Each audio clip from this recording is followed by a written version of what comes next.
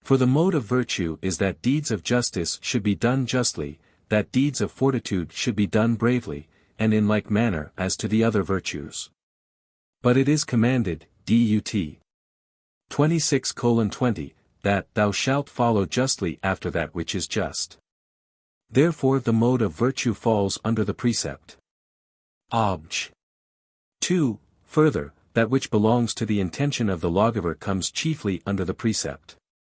But the intention of the lawgiver is directed chiefly to make men virtuous, as stated in Ethic. 2, and it belongs to a virtuous man to act virtuously. Therefore the mode of virtue falls under the precept. Obj.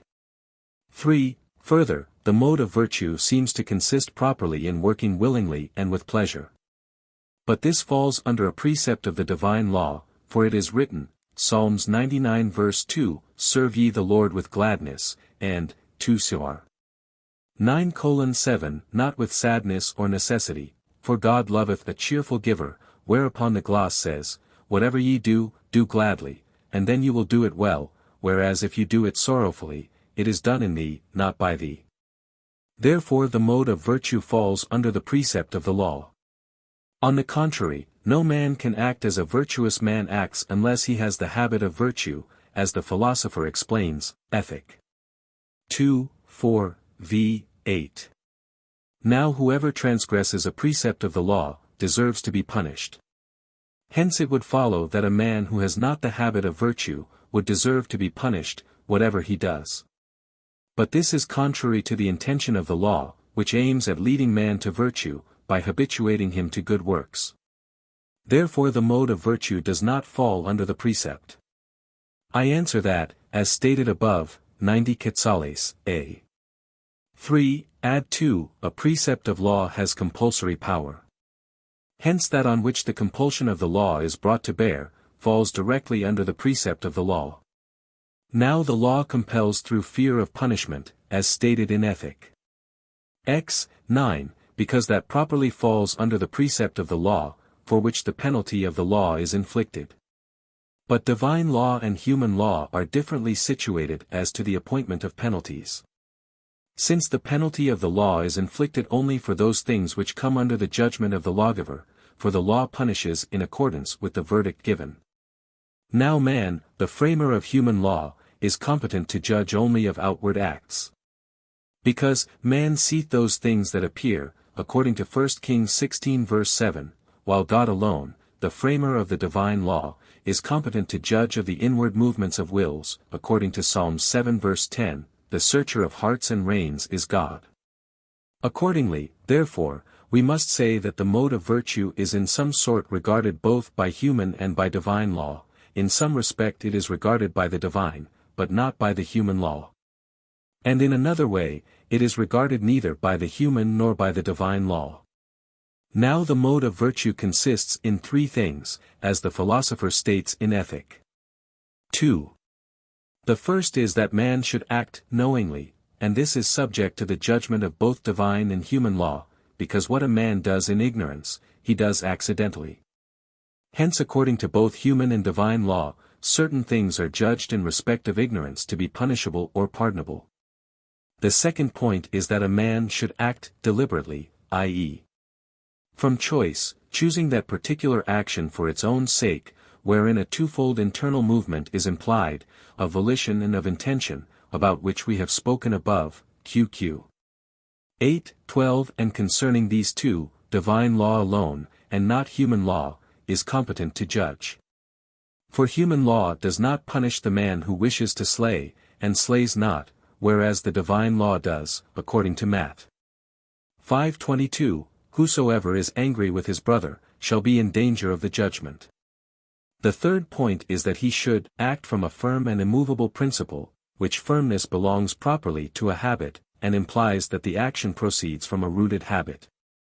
In this respect, the mode of virtue does not fall under the precept either of divine or of human law, since neither by man nor by God is he punished as breaking the law, who gives due honor to his parents and yet has not the habit of filial piety. Reply Obj. 1. The mode of doing acts of justice, which falls under the precept, is that they be done in accordance with right,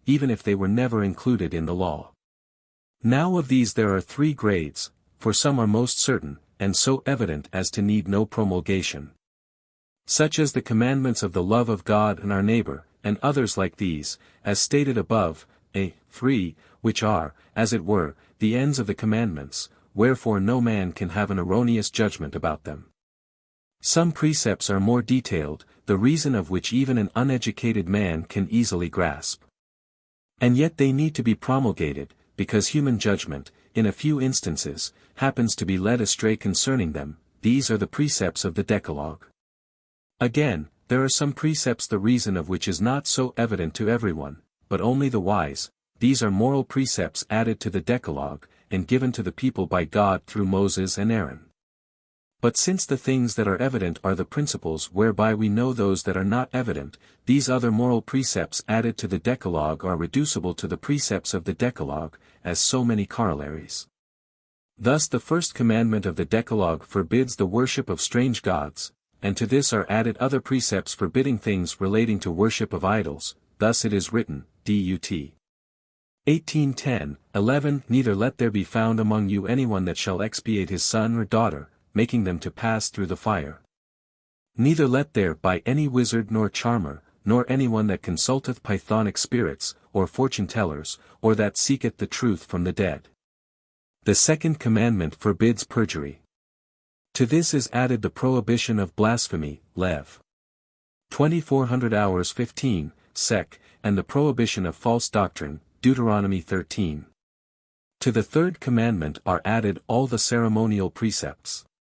To the fourth commandment prescribing the honor due to parents, is added the precept about honoring the aged, according to Leviticus 19 verse 32, rise up before the hoary head, and honor the person of the aged man. And likewise all the precepts prescribing the reverence to be observed towards our betters, or kindliness towards our equals or inferiors. To the fifth commandment, which forbids murder, is added the prohibition of hatred and of any kind of violence inflicted on our neighbor, according to Lev. 19:16, Thou shalt not stand against the blood of thy neighbor, likewise the prohibition against hating one's brother, Leviticus 19 verse 17, Thou shalt not hate thy brother in thy heart. To the sixth commandment which forbids adultery, is added the prohibition about whoredom, according to Deuteronomy 23 verse 17, There shall be no whore among the daughters of Israel, nor whoremonger among the sons of Israel. And the prohibition against unnatural sins, according to Leviticus 28 verses 22 and 23, Thou shalt not lie with mankind, thou shalt not copulate with any beast. To the seventh commandment which prohibits theft, is added the precept forbidding usury, according to Deuteronomy 23 verse 19, Thou shalt not lend to thy brother money to usury, and the prohibition against fraud, according to Dut. 25:13, Thou shalt not have divers weights in thy bag, and universally all prohibitions relating to peculations and larceny. To the eighth commandment, forbidding false testimony, is added the prohibition against false judgment, according to Ex. 23:2, Neither shalt thou yield in judgment, to the opinion of the most part, to stray from the truth, and the prohibition against lying, Exodus 23 verse 7, Thou shalt fly lying, and the prohibition against detraction, according to Lev. 19:16, Thou shalt not be a detractor, nor a whisperer among the people. To the other two commandments no further precepts are added, because thereby are forbidden all kinds of evil desires. Reply Obj. 1. The precepts of the Decalogue are ordained to the love of God and our neighbor as pertaining evidently to our duty towards them, but the other precepts are so ordained as pertaining thereto less evidently. Reply Obj. 2. It is in virtue of their institution that the ceremonial and judicial precepts are determinations of the precepts of the Decalogue, not by reason of a natural instinct, as in the case of the superadded moral precepts. Reply Obj.